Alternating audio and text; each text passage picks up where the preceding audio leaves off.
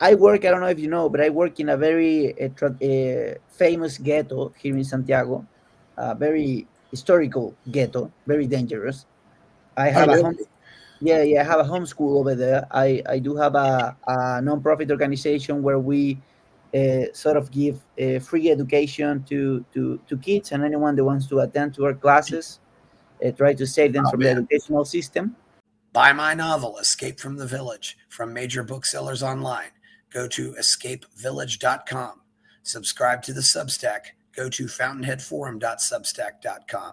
Support the forum. Go to buymeacoffee.com/fountainheadforum. Thank you. Welcome to the Party Pal. This is Fountainhead Forum 322. And for the third time, this is Italo Omegna. He's back to talk about what's going on in South America, although this time we're going to talk about Johannes Kaiser, who is running for president of Chile. We could simply call him possibly Milei in Chile, but we will see if he's going to do what Milei did in there, and hopefully it sounds like he does have the same ideas though, and they are friends, so that's good to talk about. So how are you, Italo? Good. Thank you very much, Chris, for the invitation. It's always pleased to talk with you again. So Yeah, yeah. yeah, it is great having you on here. First of all, I just learned this a little while back. When did Johannes decide he was running for president? Wow, that's a good question. So it was kind of spontaneous, though. I think he's been officially running for president for at least 4 to 5 months now. Okay. Yes, it was very spontaneous because I don't know if you know, but he's a congressman. He was voted unexpected by the people because he didn't have any plans actually to be elected. He came to Chile for some holidays. He does have a YouTube channel, very popular YouTube channel here in Chile, and he went as a candidate for Republican Party. He got elected, and eventually through the constitutional process that we had in Chile, he had some difference with Jose Antonio Cas, which is the president of the Republican Party. It was like some sort of fragmentation between the right wing voters after Jose Antonio Cas declared himself in favor of the second constitutional process, and Johannes Kaiser eventually decided to just resign to Republican Party, and because of his humongous popularity, he ended up deciding to create his own political party and eventually run for presidency. And that's the Libertarian Party of Chile? Yeah, it's called the National Libertarian Party of Chile. Yes. Yeah, it's really wild the way these people are just creating parties all the time. It just doesn't happen like this here in the USA. Mhm. I'm really glad it happens this way, and they suddenly become relevant very quickly. It's definitely seems like it's more democratic down there than it is here. So, do you know Johannes, or how long? If Yes. you do, how long have you known Johannes? Well, I met him when he was in campaign for Congress. I invited him home. We did a barbecue. We had a few drinks. Very fun guy with his entire team. I'm very close with his right wing, which is Hans Marowski and also Carlos Guitar. Um, and yeah, I've known him since then. I actually had a program in his YouTube channel for a while. I think for a year or maybe a little bit less. Yes. Having a regular program in his channel, in his YouTube channel, and yeah, now I'm helping him out. Try to pull the idea, to pull through to push through the ideas, the libertarian ideas. Because once you're in the top, a lot of people start to have cross interest. Some of them are more nationalistic sort of political point of view. Other ones have a more conservative opinion. So you have this kind of a struggle in trying to pull in the ideas or the water to your size to your side, and yeah, that's kind of the struggle, and helping a lot with the youngs in the political in the Libertarian Party, and also a very close friend with Victor Espinosa, which is the chief leader of the economic program of Johannes. Victor Espinosa. Yes, I've heard that name before. Yes, so Johannes was born in 1976, so he's 49 years old, and I've heard him mention Thomas Jefferson, and he's also very much a student of, well, sounds like he's, yeah, and he's certainly a student of free market economics like Milei is, although I don't know if he's is to quite that degree. What was he doing before he was in politics? That's a very polemic question, because so he's been having a struggle with that in the media, because he actually never ended any career, university career. He studied, I think, around 7 different careers and didn't finish none Yeah. of them. He has a very long curriculum of working in a variety of jobs, in all ambits. And yeah, he was working as a concierge. Concierge, I think is the word, in Europe, in Austria, and his YouTube channel, working on his YouTube channel before he ran for Congress. But I believe it's a very interesting subject, because a lot of people say that he's not prepared for presidency because he didn't went to college. He didn't go to college. But I think, as an educational, as an anarchist, that the question that people should be asking is how is it possible that this guy that didn't go to college, didn't finish any of his careers, knows way more than all the professionals that we have sitting in the Congress under, and some ministers and some doctors in economics and law. I believe that is the real question: how the educational system haven't produced any politic that knows more than Johannes. Yeah, that could be an issue. Who are his influences that you know of? Who's he Well, read? What books has he read? well, I do know he likes Hayek. He's much more of a minarchist than an anarcho-capitalist. Yes. I do have to clarify that he's not Millet. In terms that he has his own identity and his own sort of good things and bad things. And also, I don't like to compare anyone with Millet, because, to be honest, like, if you speak Spanish and you listen to what Millet says and the way he says it and how much he knows, really is not fair to compare to him anyone to anyone, because it's like comparing all soccer players with Messi. Like, next to Messi, everyone looks as a bad soccer player. It's just uh, seems like from another planet. It's just such an unorthodox and uncommon politic. It's just a very well formed economist. Sorry. He's And good on Johannes, economics, but does he also know how to explain these things to the average people, which is what Milei is very good at doing? I mean, exactly. Milei can go into a room full of PhDs and talk to them. He can go out to the street and talk to other people. So Exactly. That's my point. So, and how many presidents you have that they can do that? Honestly. not very many, and you need a president. The president has to be able to talk to the regular people who are voting for him.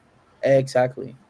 So yeah, Johannes is not like that. He's not like a PhD in economic. Plus, Millet is not a normal PhD in economics. He actually knows a lot about economics. I mean, he's been, holding meetings with different Nobel prizes in economics and different, like, very relevant and prestigious economists around the world, and they all get impressed on how much he knows.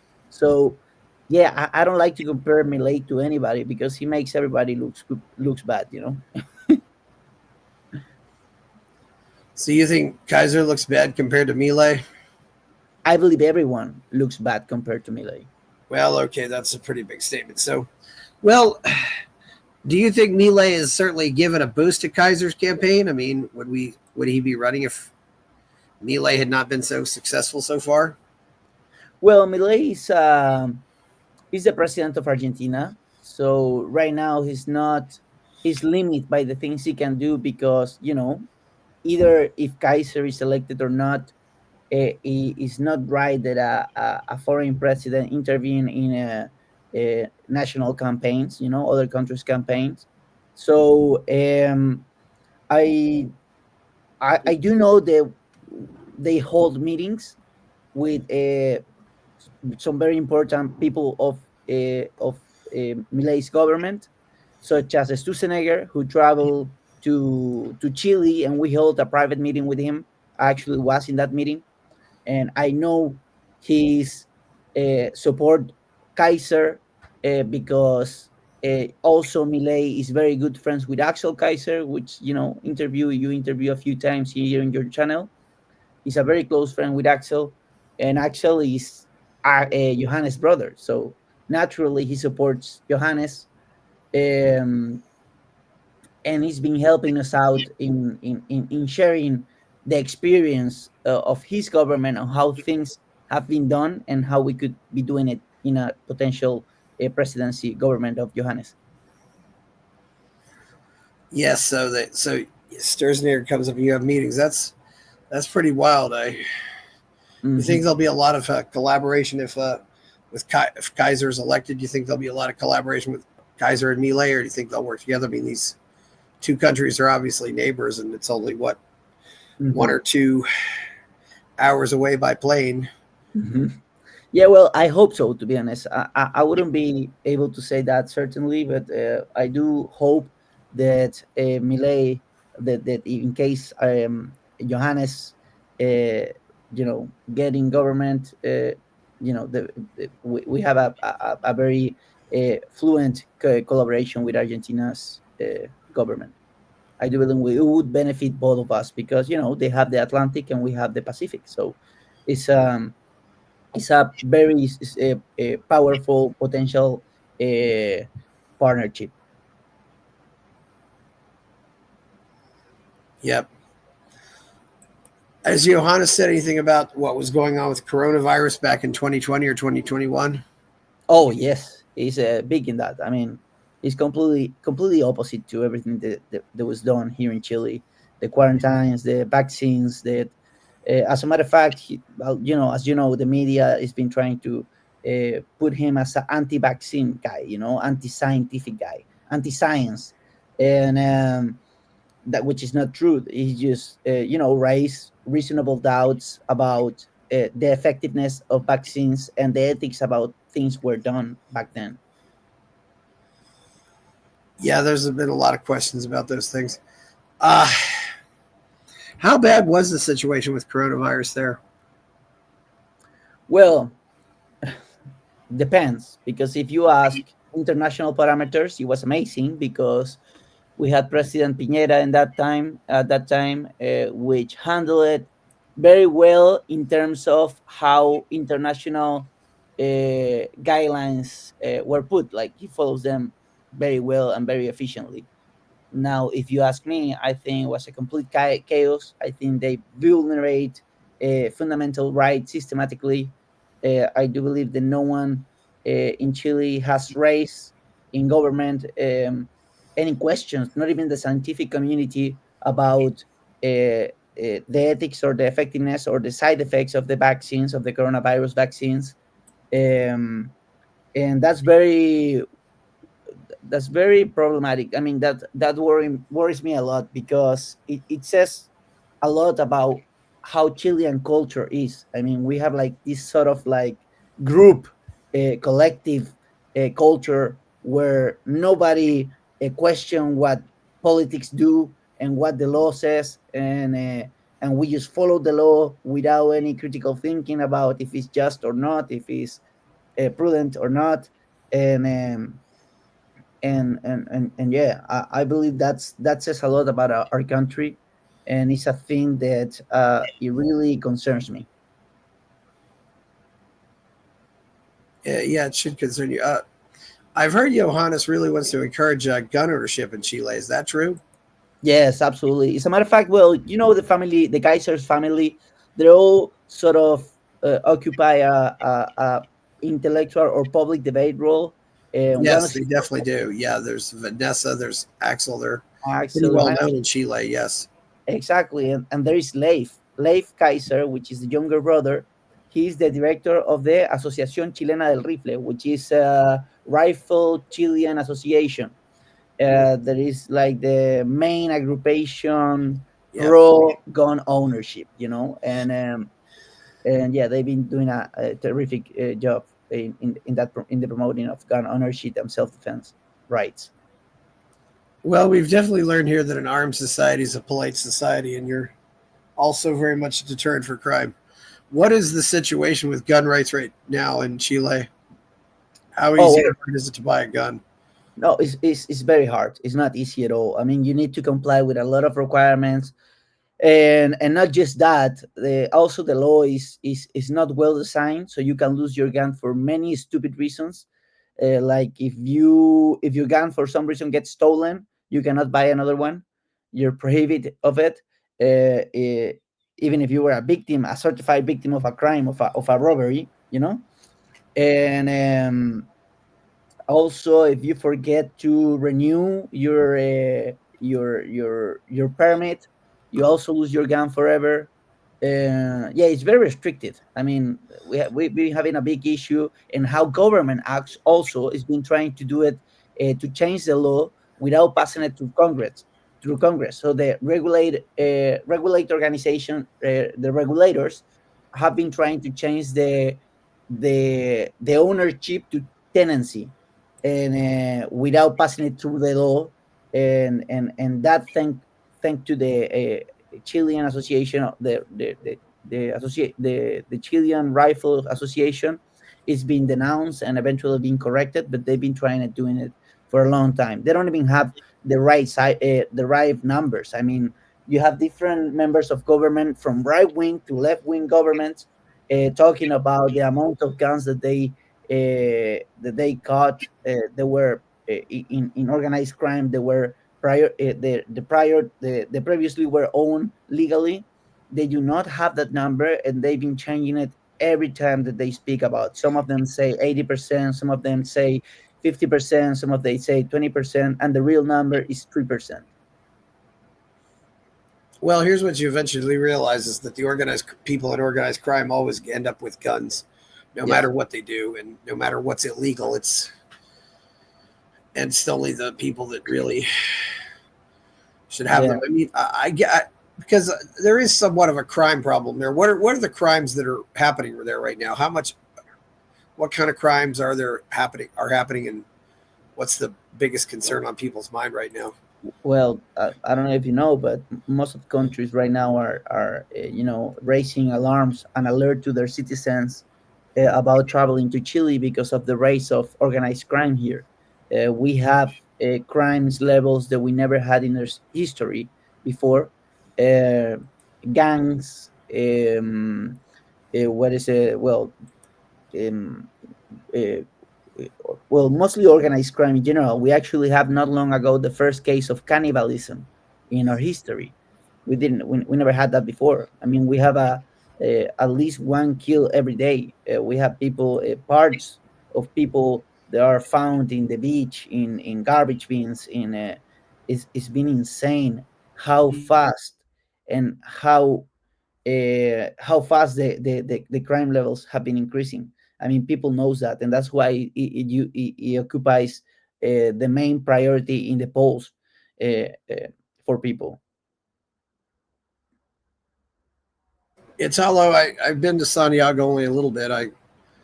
This is kind of a sensitive question, but for as an advisor to travelers, uh, what areas of Santiago or what cities in Chile should they absolutely positively avoid?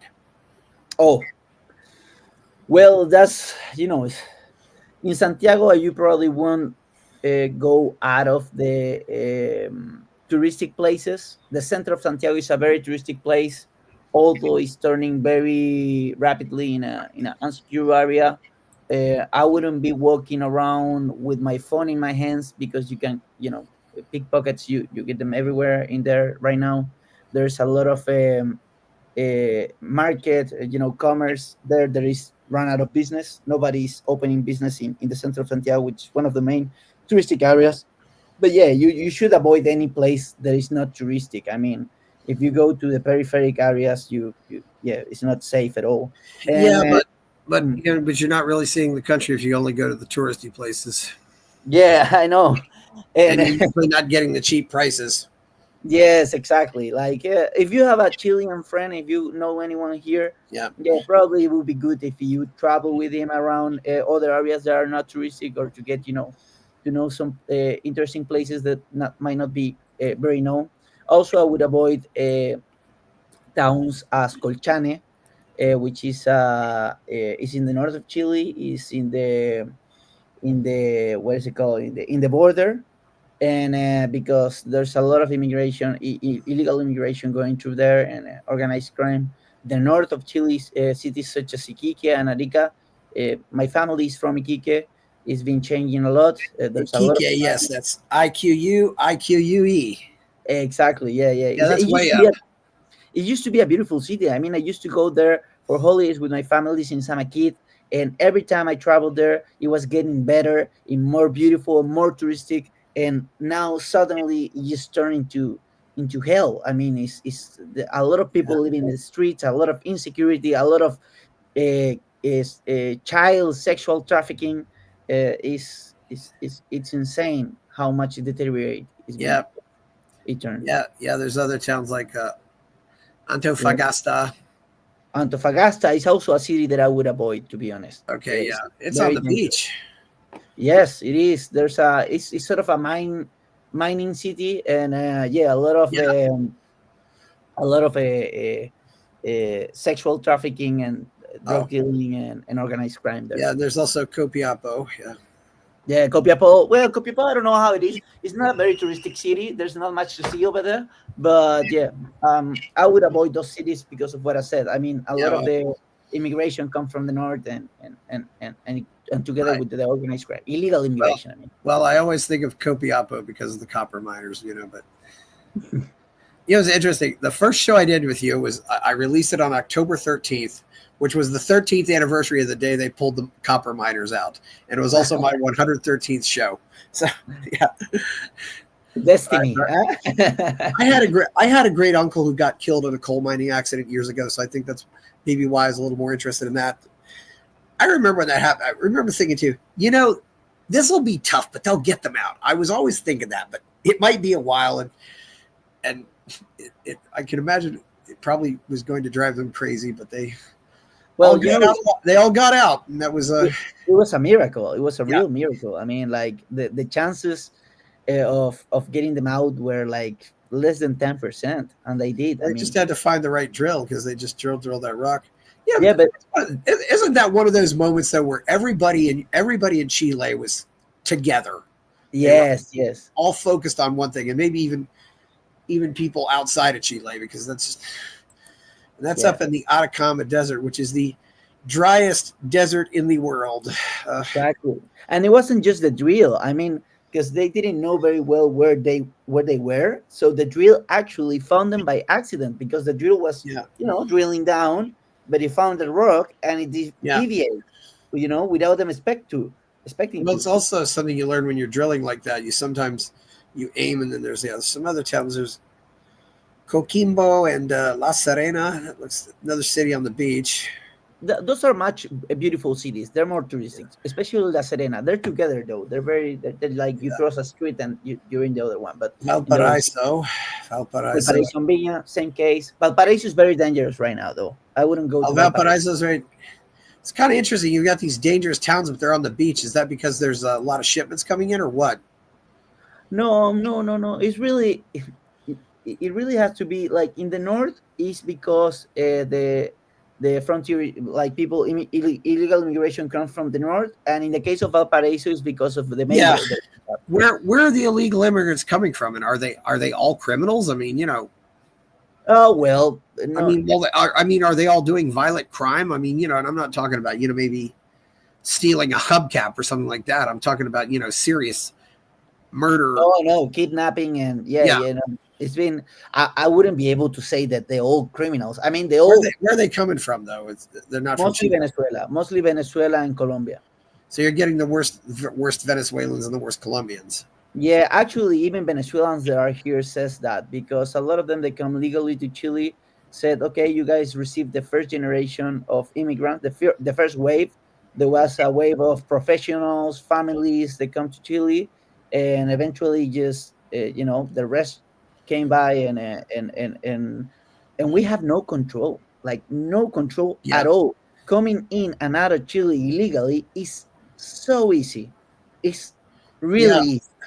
You know, You know, there's no. Yeah. it's funny, Italo. When I hear Americans talk about this stuff, I don't trust them. But when Mm. you're talking about this stuff, I do trust you guys that there are that you that and in some cases maybe there is no reliable way to do background checks on these people before they come in. Yeah, there's no, because you need to have a you if to do a reliable check out with of their backgrounds. You need to trust what Venezuelan government gives you. And Venezuelan government have no interest in sharing that information with you. You know. So I work. I don't know if you know, but I work in a very famous ghetto here in Santiago, a very historical ghetto, very dangerous. I Oh, have a home. really? Yeah, yeah. I have a homeschool over there. I do have a non-profit organization where we sort of give free education to kids and anyone that wants to attend to our classes. Try to save them Oh from the man, educational system.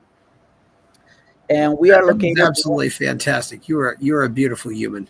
You Thank you. really, if you're doing that, you're going into the ghettos. What neighborhood is that you're going into? It's called La Legua Emergencia. La, I can write it down if you want. Cala.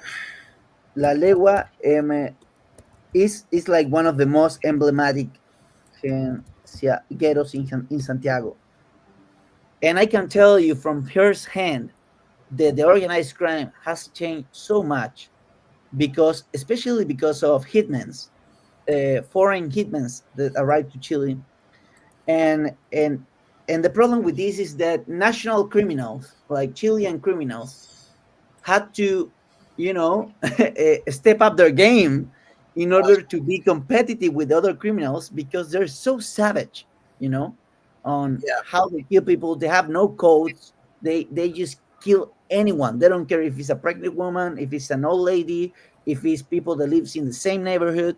It's just, it's insane. yeah, And this ghetto, there is a very emblematic ghetto in Santiago, in Chile in general, is probably one of the most famous, if not the most famous one. Um, yeah. Legua emergencia. yeah. So Emergencia. Which emergencia, the translates to emergency. emergency, which, yeah. Yeah, exactly. And all the streets from this ghetto have been taken by one only drug dealer, the same drug dealer, which is something that never happened before. Is a Chilean drug dealer, but the reason why he took the way how he took over the streets is by hiring Colombian and Venezuelan hitmen. I have kids that cannot go to school sometimes because they have a Colombian hitman standing before their outside their house door, their home, and they can go to school, and you never know when they might get shot. So it's been a humongous change in the game, in the street game, sort of, in a way of saying it, because of the arriving of these criminals. They are way more violent and savage than it used to be Chilean criminals. I mean, if someone was like 10 years ago, Chris, if a corp show up, floating in the Mapocho, in the river that cross the city, it would be in the national news for a month. Now, these sort of crimes happen every day. So people start to not care. But we all, like Chileans, feel scared about going out in the streets, walking in the streets at night, going to parties. The insecurity levels have increased so much, and the sensation also, together with it.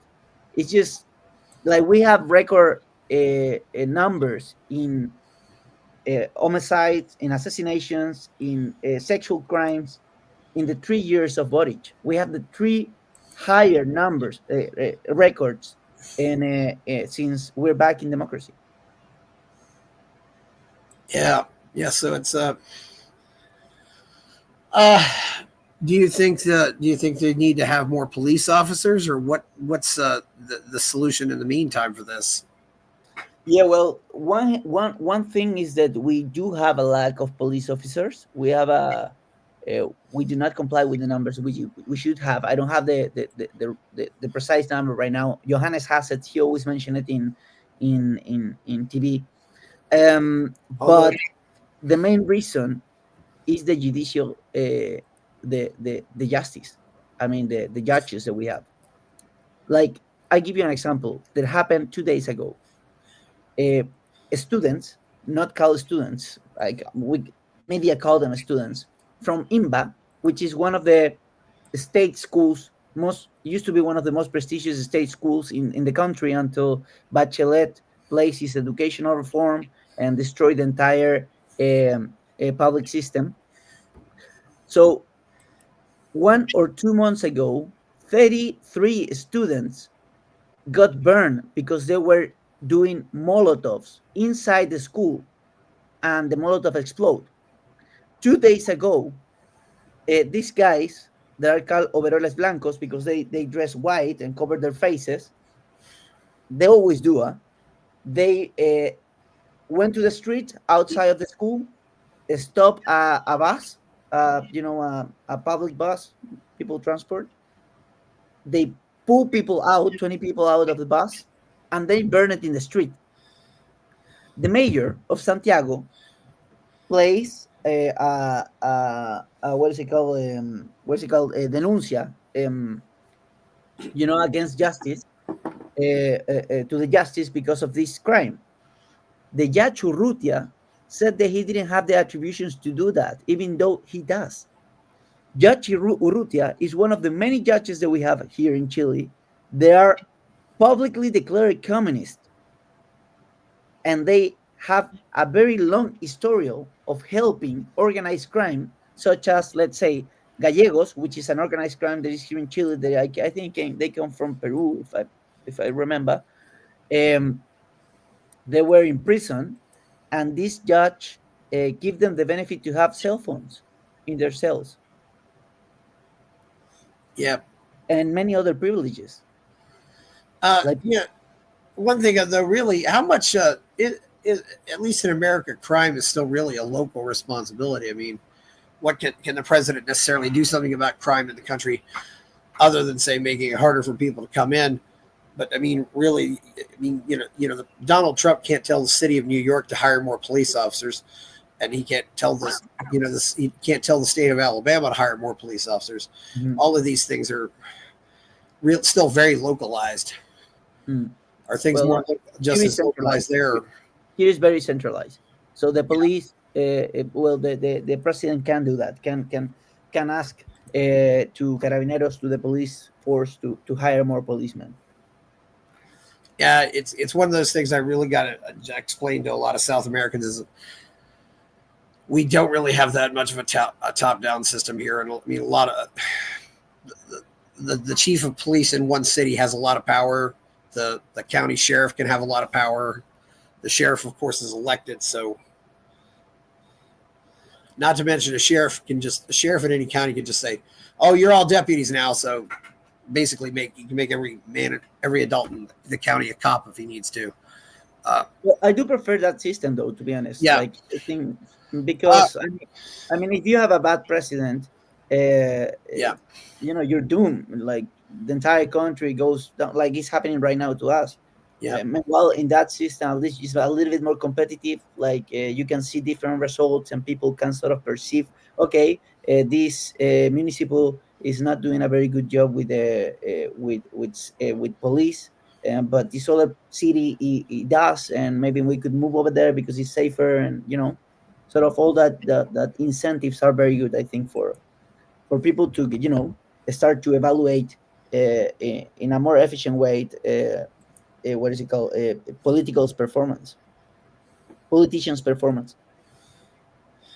Yeah, there's definitely a lot of truth to that. I mean, it's certainly there's a lot of things. I mean, sometimes you'll even case too where a local sheriff will actually threaten it's happened before, where we'll tell a Fed, get out of my town, get out of my county, and there's not really a whole lot. It's kind of weird because the local sheriff usually has the backing of the people there too. It's more based on the English system, where yours is based on the Spanish system, which I'm afraid was a lot more feudalistic. I mean, yeah, it's a. How do you think that still impacts South America today? Because I still think it does. I mean, sometimes it seems like the Spanish-speaking part of the world never really completely threw feudalism off. Well, that's a very interesting question because there's a lot of literature about that, and of course, if I think in abstract, I would say, of course, I prefer what is natural law and constitutionary law, and I do believe in in more independence and decentralized sort of government, and because of the incentives and everything. But we also need to take into account the culture, the customs, the tradition of the different countries, because otherwise you could fall into the fallacy that if we have the United States Constitution instead of ours, then we're gonna turn into United States, and it's not necessarily like that, because you might have a different culture that doesn't comply with those institutions, and you need to sort of you know figure out what institutions works better for the culture that you have, of your country. And so yeah, if you ask me, of course I do think that affects a lot, but we have a cultural problem in South America, where we kind of seem to need a very vertical and authoritarian government, form of government. I put the case of Chile. Chile, the only period since the 20th century, and actually Kaiser will agree with this if you ask him, because he told me, and I do agree before then he told me this. The only period since the 20th century in Chile that we had prosperity and much more individual freedom was through dictatorship of Pinochet. So Yeah, how do you explain that? In democracy, all what we had was corruption, anti-capitalistic speeches, and incompetence, and they destroyed the system every time they have the chance. If they say no for longer than 40 years, normally they destroy, and it's happening the same right now. Here in Chile, the most popular president in the world is Bukele. People want a Bukele. Is asking for a Bukele here in Chile, you know, and that kind of that's why Johannes have so much popularity, because he people still believes in him, because he's an outsider of the system, and secondly because he does have a speech where he talks a lot about being no tolerant with criminals, and as a matter of fact, the opinion about Pinochet is been growing in the polls systematically for at least 10 years. And the reason of that is because in 30 years since we're back in democracy, our political class, all what they've done is destroying the system that allows people to prosper. So, it's a very complex issue. I don't know. I wouldn't say yeah. if it was my preference, I do prefer a decentralized system. I do prefer something more similar like United States system than the one that we have here. But I also know that you need to take into account the local culture. Otherwise, it might be chaos. Certainly. What kind of plans does Johannes have for the military? Like place in terms of like if it's a priority for him. I've heard he might want everybody serving. Oh yeah, he said that once. I do not agree with that. Yeah, That's a discussion that I had with him many times privately. I do not agree with. So here's the thing. I believe it's very easy to fall into simplistic solutions, and I've said this to Johannes, and because he does think that the educational system, indoctrination system, where we have right now, uh, is the main problem, and I do agree with that. But I do not agree that a way to solve, or like sort of take the kids out of the hands of ideological teachers, Yeah. is by forcing them to serve in the army. You know, Yeah. I, so I do wonder sometimes as you end up with a situation where everybody's a soldier, and therefore you might end up in a situation too where everybody's kind of a police officer, and it might actually lead to a reduction in crime if everybody, for example, has a gun in the house. well, Switzerland is like that, isn't it? Yeah. What? Switzerland, Switzerland's like that. Yeah. yeah, like I have my own questions about what's best for, but yeah, it's yeah, it's a interesting bit, all it's this a stuff very came interesting out. discussion, though. I do agree Yeah. that it might be some way to actually reinforce sovereignty, and I think it Yeah. would save Mhm. a lot of money because you don't have a permanent army like the one that, like Switzerland. You have like sort of a guerrilla army where everyone is a Yeah. soldier in case you go to war. It's a militia army. Yes. everybody's a So soldier. and also is followed by a society where you have a lot of responsibility about your actions, because everyone sort of get involved with the political decisions, and they always remain neutral, which is a tradition for Switzerland. I believe there's a lot of factors there that help that to work out very well. I don't know if it would be the case in every country, but I do think that, and I believe every libertarian would agree, or everyone would agree, that Switzerland is the most interesting case, and weird also, an Yes. uncommon case in our history, in recent history. Yeah. What are some other things of Johannes's program do you think are worth mentioning? Yeah, there's many of them. Yeah. I'm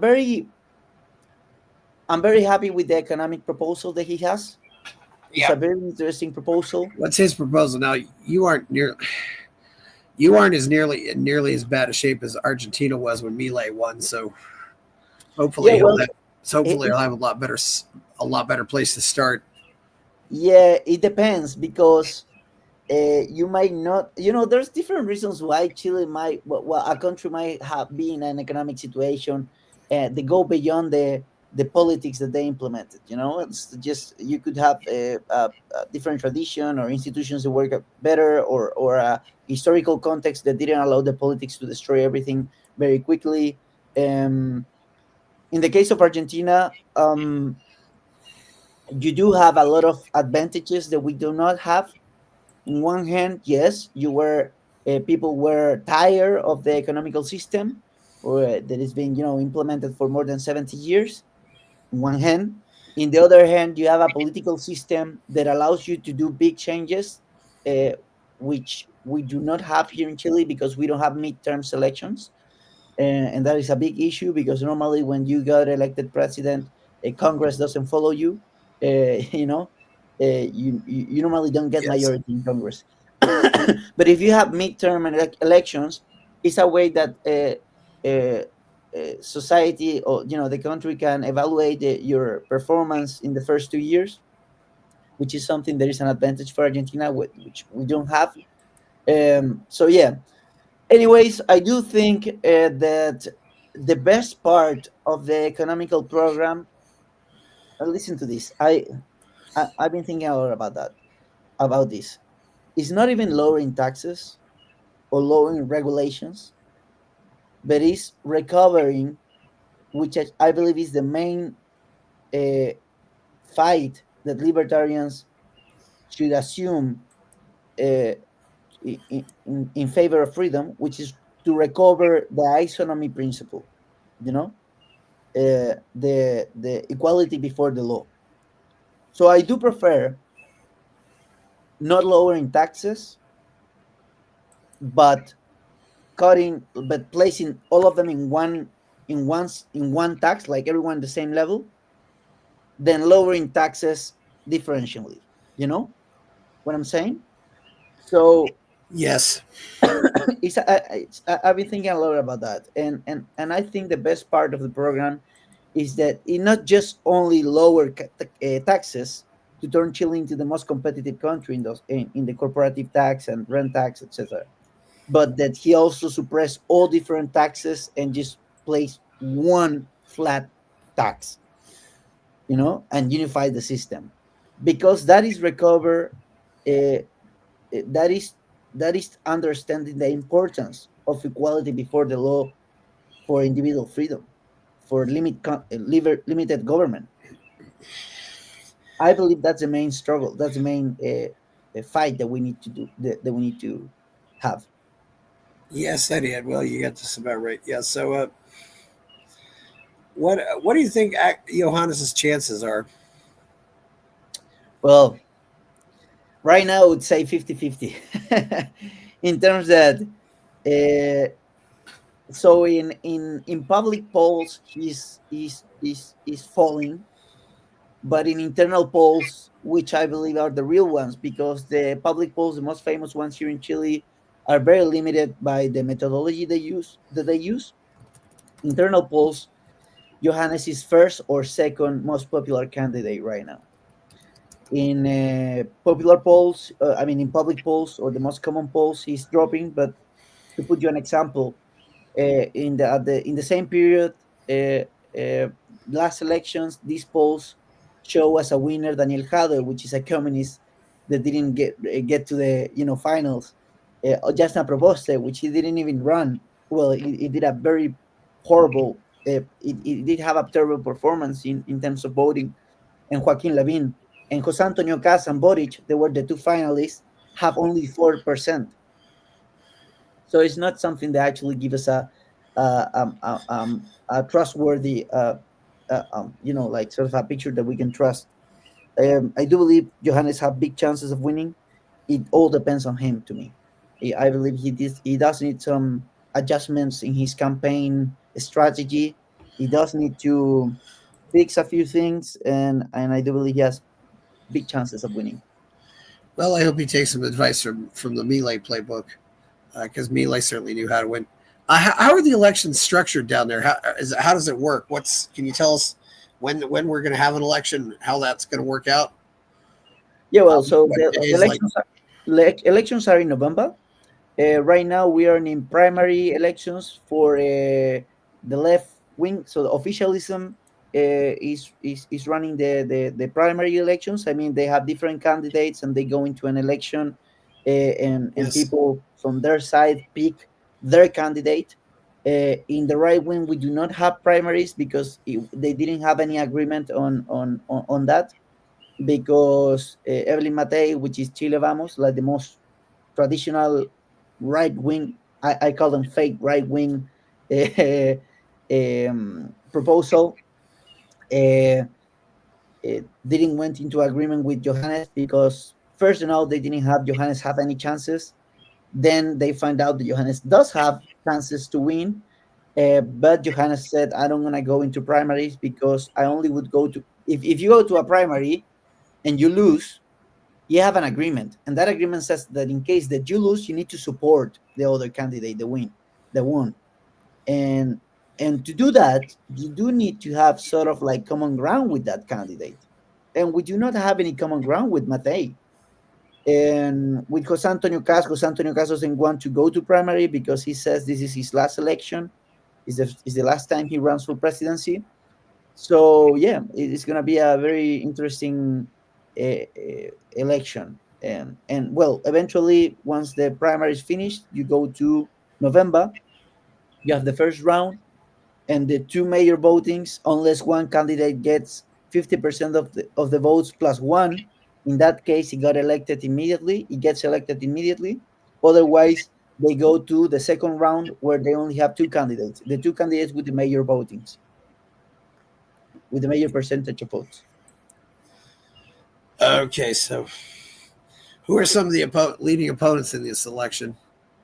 Right now, it's Jose Antonio Cas. Who? Jose Antonio Cas is the Republican Party president.